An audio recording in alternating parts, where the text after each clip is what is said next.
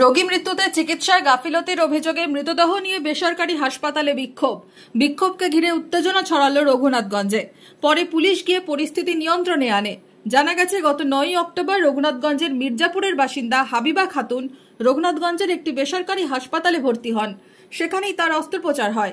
অভিযোগ, হাসপাতাল থেকে বাড়ি ফেরার পরই 17 অক্টোবর অসুস্থ হয়ে পড়েন তিনি। তাকে পরিবারের লোকজন জঙ্গিপুর মহকুমা হাসপাতালে ভর্তি করে।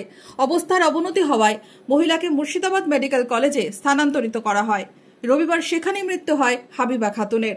এরপরই বেসরকারি হাসপাতালে চিকিৎসায় গাফিলতির অভিযোগ তুলে মৃতদেহ নিয়ে বিক্ষোভ দেখান পরিবারের সদস্যরা।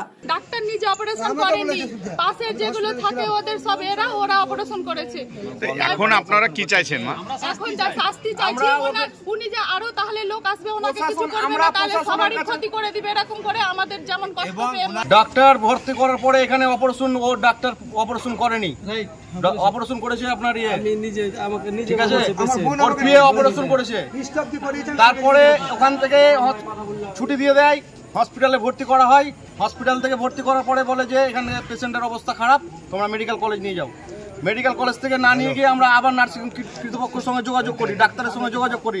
ডাক্তার ভাষণ দেয় যে যতবার আমি যাব, যতবার ভিজিটে যাব, ততবার 600 টাকা করে নেব। ওর হাতের পেশেন্ট, এইগুলো ডাক্তারের ভদ্রতা? কোন ডাক্তার আপনারা? ডক্টর প্রীতম মিত্র। বিক্ষোভকে ঘিরে উত্তেজনা ছড়ায় হাসপাতাল চত্বরে। ঘটনাস্থলে যায় পুলিশ।